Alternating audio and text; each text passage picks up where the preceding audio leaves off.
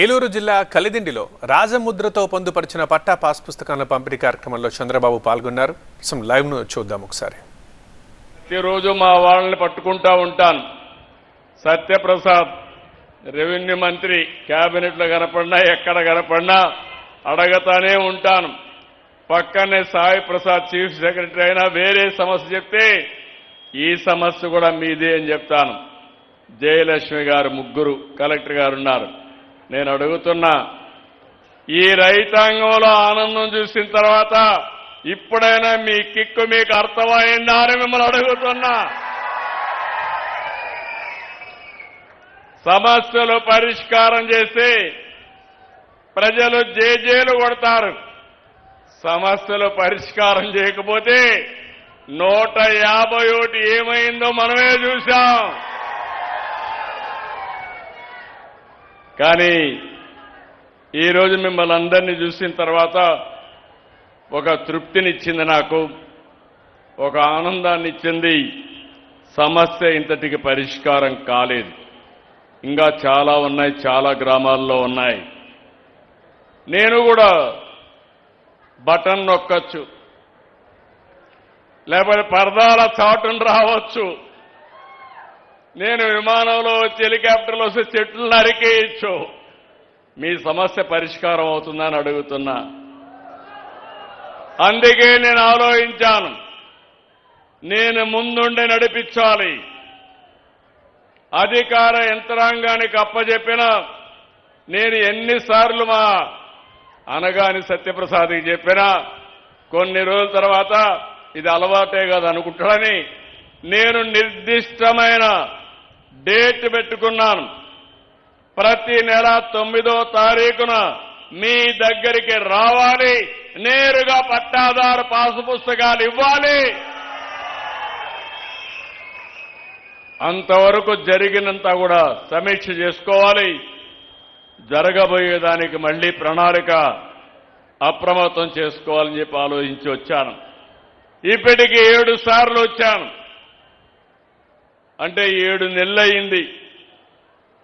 ఇంకొక 7 నెలల్లో పూర్తి చేయాలి. మా జయలక్ష్మి గారిని ఇప్పుడే అడిగా, 7,451 గ్రామాల్లో 32,22,346 పాస్ పుస్తకాలు ఇచ్చాం. ఇది మామూలు పాస్ పుస్తకం కాదు. ఎవడంటే వాడు ట్యాంపర్ చేయడానికి వీలు లేదు, ప్రింట్ చేయడానికి అంతకంటే వీలు లేదు. సెక్యూరిటీ ప్రెస్ లో చేశాం. కరెన్సీ ఏ విధంగా అయితే చేస్తారో అలాంటి ఫీచర్స్ అన్ని పెట్టి ఎవ్వరు కూడా ట్యాంపర్ చేయకుండా చేశాం. ఇంకొక పక్కన పుస్తకం మీ దగ్గరుండి కంప్యూటర్ ఎక్కడ ఉంటే అక్కడ ట్యాంపర్ చేస్తే మీ పుస్తకం చెత్త పుస్తకం అయిపోతుంది, చెత్త బుట్టలో వేసుకునే పరిస్థితి వస్తుంది. అందుకే నేను ఆలోచించాను, టెక్నాలజీ ఉపయోగించాం. అది బ్లాక్ చైన్ టెక్నాలజీ. ఎవ్వరు కూడా ట్యాంపర్ చేయలేరు. ట్యాంపర్ చేస్తే మీకు తెలిసిపోతుంది. మీరు ఎప్పటికప్పుడు మీ పట్టాదారు పాస్ పుస్తకంలో క్యూఆర్ కోడ్ ఉంది. క్యూఆర్ కోడ్ ఒక్కసారి కొడితే ఈ రోజు నీ భూమి నీ పేరుతో ఉందా, వేరే వాళ్ళు తారుమారు చేశారా, నేరుగా మీరు చూసుకునే అవకాశం వస్తుందని మరొక్కసారి విజ్ఞప్తి చేస్తున్నా. ఇంకొక పక్కన క్యూఆర్ కోడ్ కొడితే మీ ఫోన్లో ఎక్కడ మీ భూమి ఉందో మీ సెల్ ఫోనే మీ భూమి దగ్గర తీసుకుపోతుంది. కాబట్టి ఎట్టి పరిస్థితుల్లో వేరే వాళ్ళు చేయడానికి వీలు లేదు. ఇప్పటికి మీరు చూస్తే దగ్గర మేము ఇచ్చిన తర్వాత 32,32,000 పూర్తయినాయి. ఇంకా 7 నెలలే మిగిలింది. మా రెవెన్యూ సెక్రటరీ చెప్తున్నాను, chief secretary come revenue secretary మా అనగాని సత్యప్రసాద్ చెప్తున్నాను, ఇంకా 9,365 గ్రామాలున్నాయి. 68,64,000 మందికి పట్టాదారు పాస్ పుస్తకాలు ఇవ్వాలి. ఈరోజు కలిదిండిలో ఈరోజు ఇప్పుడే మీరు చూశారు, మేము మీ అందరికి కూడా పట్టాలు ఇచ్చాం. నేను చూస్తే సర్వే నెంబర్ 2OROR కింద ఈరోజు మీరు చూస్తే దగ్గర చాలా మందికి ఇబ్బందులు వచ్చాయి. ఈ గ్రామంలోకి వస్తే దగ్గర 6 రకాలైనటువంటి కలిదిండిలో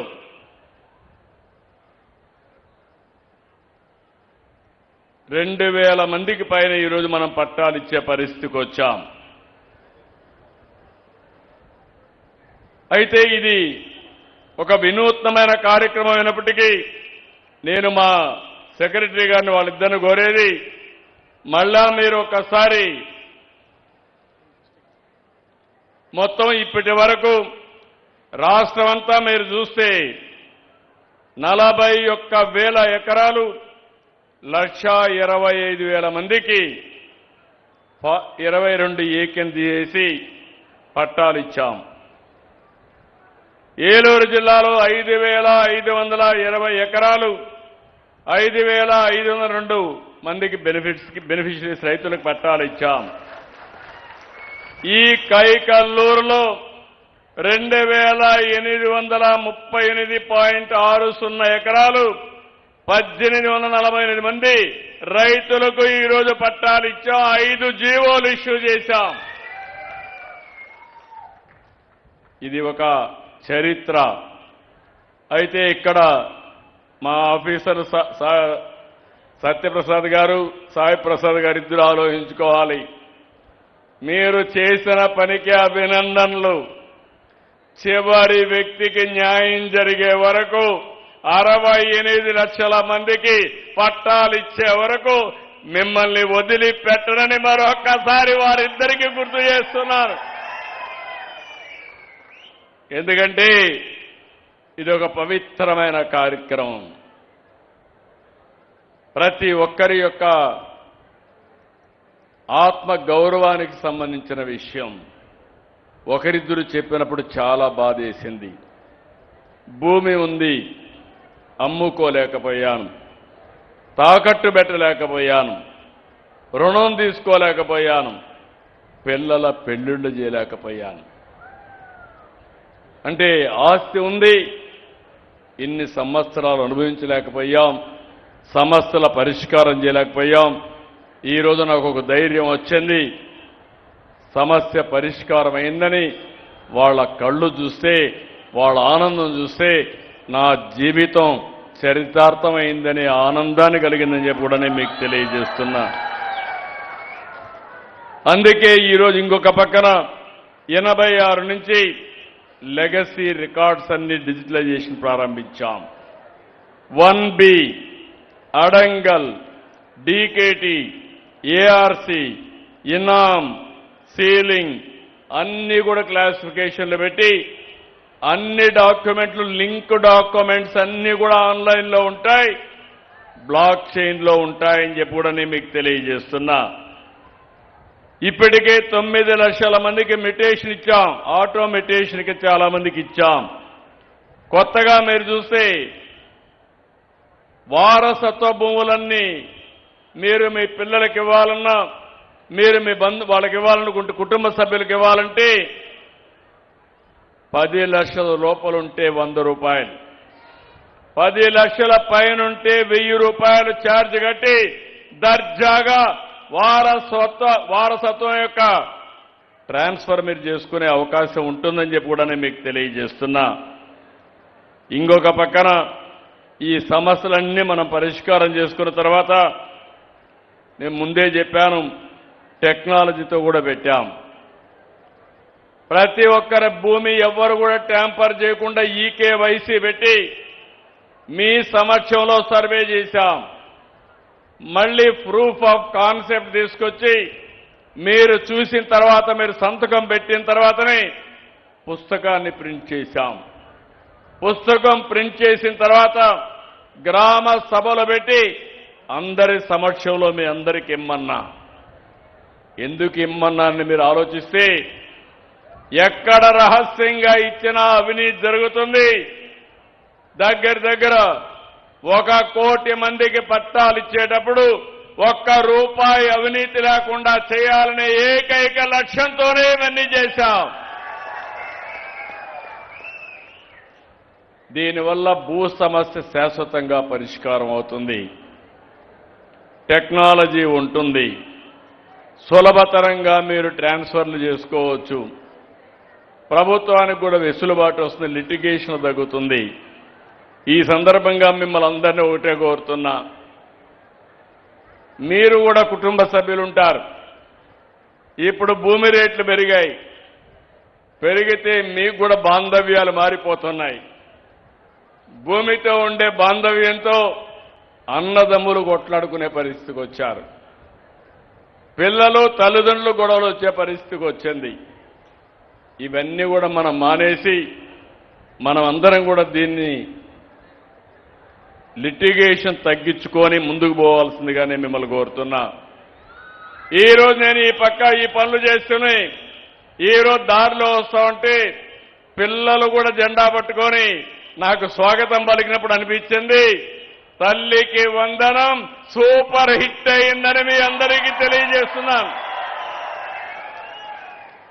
నేను ఆ రోజు పవన్ కళ్యాణ్ గారు ఒక మాట చెప్పాం, సంక్షేమ కార్యక్రమాలు ఇస్తాం, సూపర్ 6 అమలు చేస్తాం, అభివృద్ధి చేస్తాం, సుపరిపాలన ఇస్తాం, రాష్ట్రాన్ని పునర్నిర్మాణం చేస్తామని చెప్పి చేసి చూపించిన ప్రభుత్వం ఎన్డీఏ ప్రభుత్వం. అన్నిటికీ క్యాలెండర్ పెట్టుకున్నాం. చాలా సమస్యలు నేను 4వసారి ముఖ్యమంత్రి, కొత్త ఏం కాదు. 3 సార్లు కంటే స్పీడ్ పెంచాను, టెక్నాలజీ కూడా పెంచాను. ఒకప్పుడు ఐటీనే ఉండేది, ఇప్పుడు ఏఐ కూడా వచ్చింది. ప్రతి ఒక్కరికి ఫోన్లు కూడా వచ్చేస్తూ ఉంటాయి. నేను ఒక పని అవ్వగానే పింఛన్ తీసుకోగానే ఆ రోజే మళ్ళా మీకు ఫోన్ కూడా వస్తుంది. ఇప్పుడు మీకు పట్టాదార పాసు పుస్తకం ఇవ్వగానే మళ్ళా నా ఫోన్ వస్తుంది. దేనికోసం? మీకు ఎలాంటి ఇబ్బందులు లేకుండా చేయాలని, మీరు ఎలాంటి బాధలు పడకూడదనే ఉద్దేశంతో ఈ కార్యక్రమాలు చేస్తున్నాం. ఇక్కడికి వచ్చినప్పుడు అభివృద్ధిలో మీరు చూస్తే ఇక్కడే ఈ నియోజకవర్గంలో త్రాగునీటి సమస్య ఉంది. కొల్లేరు మొత్తం చేపల చెరువులు ఈ జిల్లాలో ఎక్కువగా ఉంటాయి. ఎక్కడ చూసినా నీళ్లు కనపడొస్తాయి, తాగడానికి మాత్రం మంచినీళ్లు కనపడవు. అలాంటి సమస్య ఉంటుంది. అందుకనే ఈరోజు చేపల చెరువులు ఉన్నాయి కాబట్టి మీకు నీళ్లు ఇవ్వడానికి 36 కోట్ల రూపాయలు ఒక్క కైకలూరికి శాంక్షన్ చేశాం. వీలైనంత తొందరలో ప్రతి ఆడబిడ్డ కొళ్ళాయి ద్వారా, ట్యాప్ ద్వారా నీళ్లు తిప్పుకునే పరిస్థితి రావాలి. అది కూడా చేసి పెడతామని మీ అందరికీ హామీ ఇస్తున్నా. ఈ జిల్లాలో 2వ సమస్య రోడ్ల సమస్య. ఎన్నిసార్లు వేసినా రోడ్లు వర్షాలు పడతానే నల్లరేగడి నీళ్లు కాబట్టి ఎప్పటికప్పుడు రిపేర్లు వస్తూనే ఉంటాయి. ఆలోచిస్తున్నా, దీనికి కూడా ఒకప్పుడు మీరు చూస్తే ఎక్కడ చూసినా గుంతలు పడిన రోడ్లు. అడిగితే సమాధానం అడిగితే ఏమయ్యా గుంతలేసి పడ్డాయంటే నేనేం చేస్తాను, సమీక్ష ఇస్తున్నాం కదా, బటన్ నొక్కాం కాబట్టి గోతులో పడమని చెప్పేవాళ్ళు. నేను ఆ మాట చెప్పడం లేదు. సూపర్ 6 ఇచ్చాం. గుంతలు లేని రోడ్లు, సుజావుగా మీరు ప్రయాణం చేసే రోడ్లు ఇప్పించే బాధ్యత మాది. అందుకే రోడ్ల మీద ఈస్ట్ గోదావరి, వెస్ట్ గోదావరి మీ ప్రాంతంలో ఎక్కువ ఆలోచిస్తున్న, కృష్ణా కూడా కొంత ప్రాంతం, వీలైతే సిమెంట్ రోడ్లు పోతే ఎట్లుంటుందని ఒక ఆలోచన ఉంది. అయితే నా ఆలోచనకు కూడా ఖజానా కూడా సహకరించాలి. నేను అందుకే ఎప్పటికప్పుడు అభివృద్ధి చేయాలి, సంపద సృష్టించాలి, ఆదాయాన్ని పెంచాలి, పెంచిన ఆదాయం మీకు ఖర్చు పెట్టాలనేది ఎన్డీఏ సిద్ధాంతం. లేకపోతే ఇది సస్టైన్ కూడా కాదు. ఏదేమైనా మీరే చూస్తున్నారు, ఇప్పటికీ గడ్డు పరిస్థితులను అధిగమిస్తూ అంచెలంచెలుగా ముందుకు పోయే పరిస్థితికి వచ్చాం. ఇక్కడ మీరు చూశారు, నేను 14, 19 నేను ఎప్పుడూ మాట్లాడేది ఎక్కువ మాట్లాడేవాడిని. ఈ రోజు చెప్పడం కాదు, ఆ రోజు చెప్పాను. ప్రపంచం మొత్తం ఆహారపు అలవాట్లు మారుతున్నాయి, భవిష్యత్ అంతా అక్వా రంగానిదేని ఆ రోజు చెప్పి చూపించాం. 1924 విధ్వంస పాలనలో కుదేలు అయిపోయింది. మళ్లీ ప్రాబ్లమ్స్ వచ్చాయి. అమెరికా యుద్ధం, ట్రంప్ విధానాలు మన మీద మళ్ళా పిడుగుపడే పరిస్థితికి వచ్చింది. కానీ ఈరోజు నేను ఇవన్నీ ఆలోచించిన తర్వాత ఏ విధంగానైనా సరే అక్వా రంగాన్ని ఆదుకోవాలి, రైతాంగాన్ని ఆదుకోవాలని ₹1.50 కరెంట్ ఇస్తారనే మాట నిలబెట్టుకున్నాం. నేను ₹2 ఇస్తే ఆ రోజు లేదు, నేను ₹1.50 ఇస్తానని జోన్ నాన్ జోన్ అనే పేరు పెట్టి 10 ఎకరాల పైనుంటే వాళ్ళ కరెంట్ ఇవ్వకూడదని ఒక ఆంక్షలు పెట్టి మిమ్మల్ని ఇబ్బందులు పెట్టారు. నేను ఈరోజు అందుకే ఆలోచించాను, 10 ఎకరాలైనా పర్వాలేదు, జోన్ నాన్ జోన్ లేదు, మీరు ఒక్కసారి రిజిస్ట్రేషన్ చేసుకుంటే అందరికి కూడా ₹1.50 కరెంట్ ఇస్తాం. మొన్నే కేబినెట్ నిర్ణయం అయింది, రేపు ఇమ్మీడియట్ గా ఇది కూడా ఇస్తాం. దీనివల్ల 1150 కోట్లు ఖర్చు అవుతుంది. అయినా పర్వాలేదు, దేశానికి చేపల ద్వారా ఆరోగ్యాన్ని మీరు కాపాడుతున్నారు. మీ ఆరోగ్యాన్ని, మీ ఆర్థిక ఆరోగ్యాన్ని కాపాడడం నా బాధ్యతగా మేము తీసుకుంటున్నాం. ఇది కూడా తొందరలోనే దగ్గర 12,500 కొత్త కనెక్షన్లు వచ్చి మొత్తం ఈ సబ్సిడీ అంతా కూడా మీకు వస్తుందని చెప్పి నేను మీకు తెలియజేస్తున్నా. ఈ సందర్భంగా నేను ఒక్క విషయం మీకు అందరికీ గుర్తు చేయాలి. చాలా మంది మాట్లాడారు. ఈరోజు ఈ కార్యక్రమాలన్నీ మనం చేస్తా ఉంటే బాధ్యత కలిగిన రాజకీయ పార్టీలు, నేను ఎప్పుడూ అనుకోవడం లేదు బాధ్యత ఉందని ఆ పార్టీకి. ఒక పార్టీ ఉంది మన రాష్ట్రంలో, దౌర్భాగ్యం ఉందా? పార్టీ పేరు తెలుసా మీకు? ఏ పేరు? గొడ్డల పార్టీ అనా? గొడ్డలి పార్టీ అని వాళ్ళు చేతులు పైకెత్తండి. అందరూ చేతులు పైకెత్తున్నారు. ఓకే, ఎందుకంటున్నానంటే నా సుదీర్ఘమైన రాజకీయ జీవితంలో 48 ఏళ్లు పూర్తి చేసుకున్నా.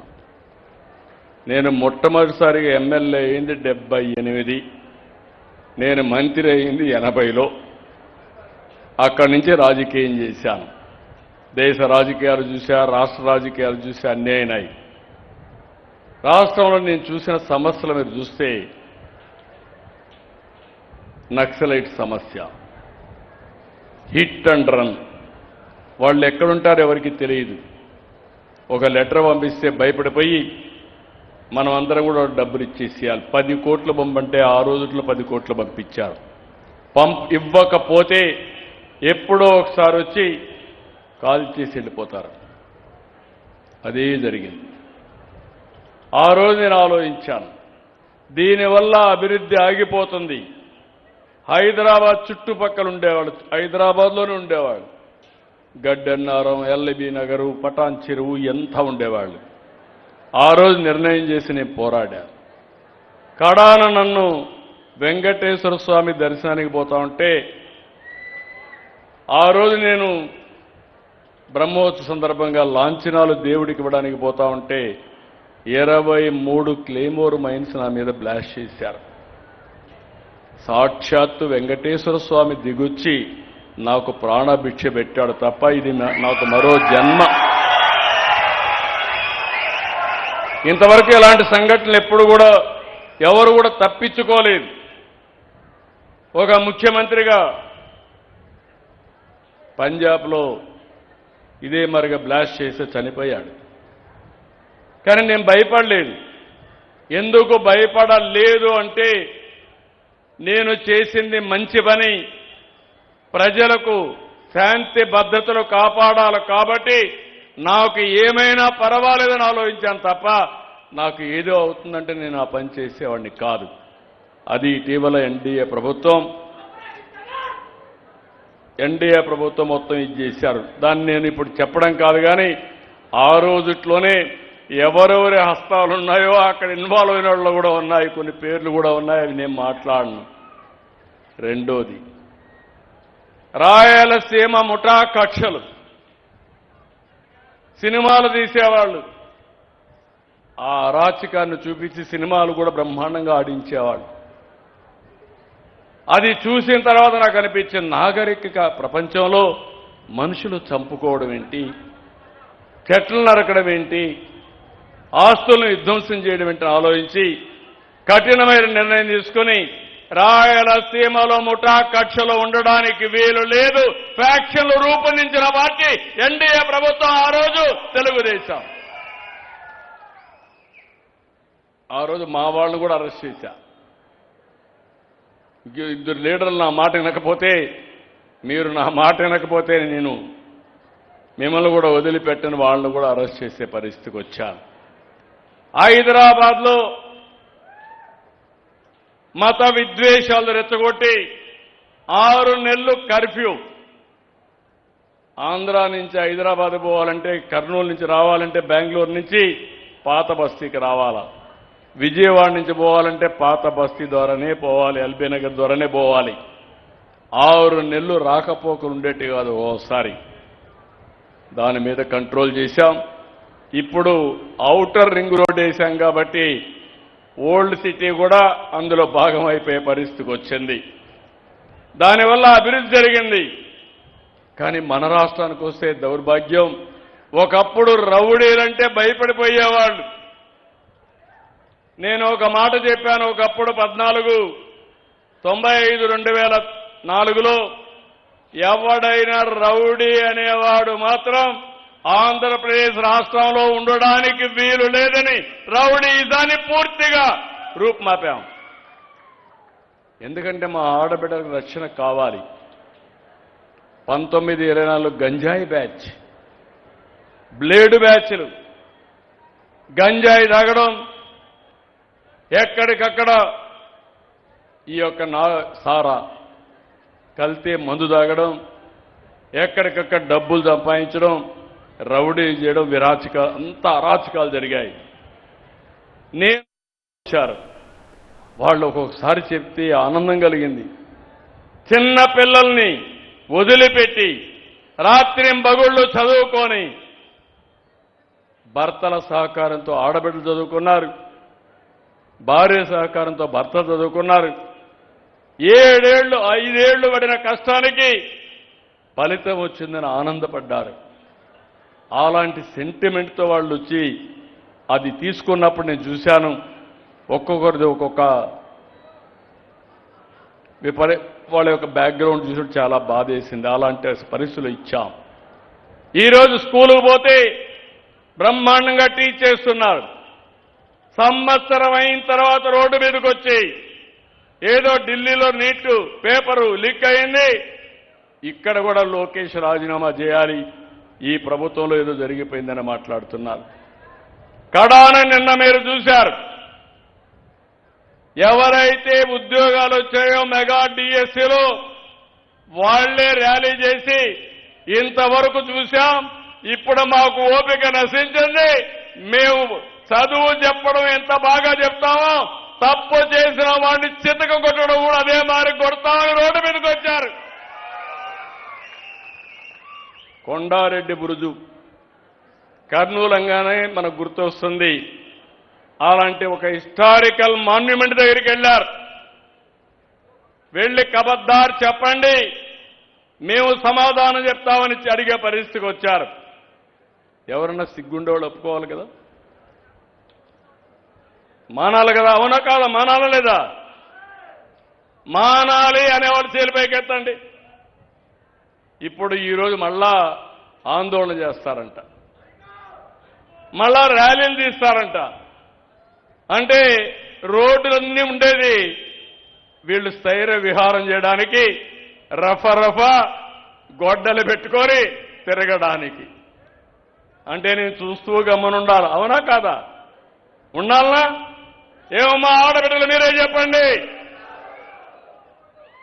నేను గాని చూస్తూ ఉంటే ఈ రాష్ట్రంలో ఎవ్వరికీ రక్షణ ఉండదు. నిద్ర పోనీరు. ఊరికొక రౌడీ, పేటకొక రౌడీ, గంజాయి బ్యాచ్ అందరినీ తాగించి మీకు నిద్ర బట్టని రాత్రులు తయారు చేయడానికి ప్రణాళికలు తయారు చేస్తున్నారు. అదే నా బాధ. నేను ఎన్ని పనులైనా చేయగలుగుతాను. ఒక భోగాపురం ఎయిర్పోర్ట్ కట్టాం, నేను కట్టానంటాడు. రేపు పోలవరం పూర్తి అవుతుంది, అది కూడా నేనే చేశానంటాడు. రేపు అమరావతి పూర్తి అవుతుంది, ఏమంటాడు అని అడుగుతున్నా మిమ్మల్ని. అవునా కాదా? ఈ సంవత్సరమే ఉత్తరాంధ్ర సుజల స్రవంతిని ఎక్కడికైతే అనకాపల్లి వరకు నీళ్లు తీసుకెళ్తున్నాం. వెలుగొండ 30 ఏళ్లకు మునుపు నేనే ప్రారంభించాను, ఫౌండేషన్ వేశాను. కరువు ప్రాంతం, ఈసారి నీళ్లు కూడా లేని ప్రాంతానికి ఈ నెలలోనే వెలుగొండ పనులు పూర్తి చేసి మార్కాపురం జిల్లాకు నీళ్లు ఇస్తున్నాం. మనం ఇది చేసి ఆనందపడతా ఉంటే గొడ్డలి పార్టీ గొడ్డళ్లతో ఏదైతే ఆ రోజు బాబాయిని చంపి ముఖ్యమంత్రిగా ఉన్న నా మీదనే కేసు ఎట్టయితే పెట్టాడో, పేపర్ రాశారు చూశారు కదా, నారాసుర రక్త చరిత్ర, నా ఫోటో, నా చేతిలో కత్తి. నాకు అలవాటు లేనిది ఒకటే, నా జీవితంలో ఎప్పుడూ లేదు. రౌడీలకు సింహ స్వప్నంగా ఉంటా, నేను రౌడీజం చేయను. నేనెప్పుడు చెప్తాను, ఎవడైనా హత్య చేస్తే ఎవరైతే పోస్ట్ మార్టానికి కారకులవుతారో వాళ్ళు కూడా పోస్ట్ మార్టంతోనే పోతారని నా సిద్ధాంతం. అది నేను రౌడీజం చేయను. ప్రజలకు ఇబ్బంది కలిగిస్తే మాత్రం వదిలిపెట్టనని మరొక్కసారి మీ అందరికీ హామీస్తున్నా. చేయాలనా లేదా అని మిమ్మల్ని అడుగుతున్నా. మీలో కూడా రోషం రావాలి కదా. అందుకే నేను నిన్నే అనౌన్స్ చేశాను, నేను అని.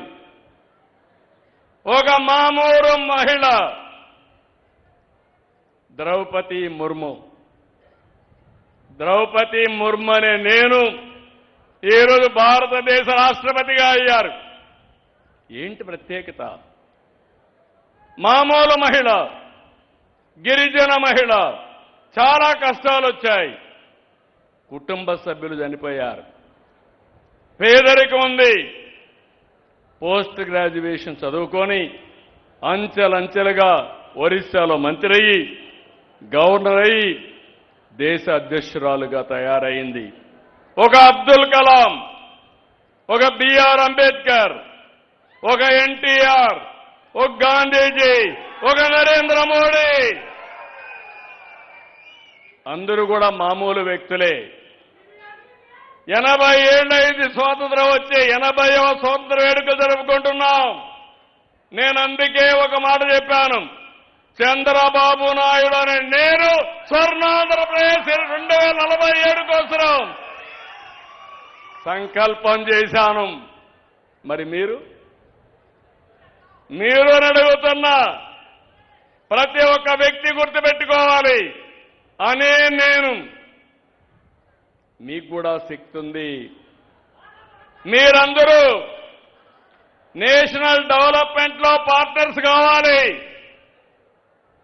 దేశ అభివృద్ధిలో భాగస్వాములు కావాలి. మీరేదో పోయి యుద్ధం చేయక్కర్లేదు. యుద్ధం చేసేవాళ్ళు వేరే బ్యాచ్ ఉన్నారు, వాళ్ళు యుద్ధం చేస్తారు. కానీ మీరు చేయాల్సింది, ఒక రైతు ఎరువు తగ్గించి క్రిమి సంహారక మందులు తగ్గించి కెమికల్ ఫెర్టిలైజర్ తగ్గించి బ్రహ్మాండంగా వ్యవసాయం చేస్తే ఏ తమ్ముడు నవ్వుతున్నావు బాగా వ్యవసాయం చేస్తే మీరు కూడా దేశం కోసం పనిచేసినట్టే. ఒక రైతు అక్వా రైతు బాగా మీరు చేపలు పండించి విదేశాలకు ఎగుమతి చేస్తే ఫారిన్ ఎక్స్చేంజ్ రిజర్వ్స్ కానీ సేవ్ చేయగలిగితే సంపాదించగలిగితే అదే నిజమైన దేశభక్తి అని మరొకసారి మీకు విజ్ఞప్తి చేస్తున్నా. అందుకే నేను అడుగుతున్నా మిమ్మల్ని ఏ పనైనా చేయండి.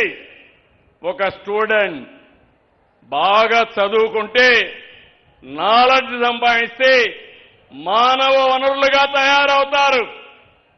బాగా చదువుకున్న వ్యక్తి ఒక స్టార్టప్ కంపెనీ పెట్టి దాని ద్వారా పేరు తీసుకొచ్చి సేవలు అందిస్తే అతను కూడా దేశం కోసం కాంట్రిబ్యూట్ చేసినట్టే. అందుకే విజ్ఞప్తి చేస్తున్నాను, మీరు ఒక సంకల్పం చేయండి. నేను కూడా మీ మారిగానే చిన్నప్పుడు ఒక మారుమూల ప్రాంతమే, మాది 20 ఇళ్ళు కూడా లేవు మా ఊర్లో.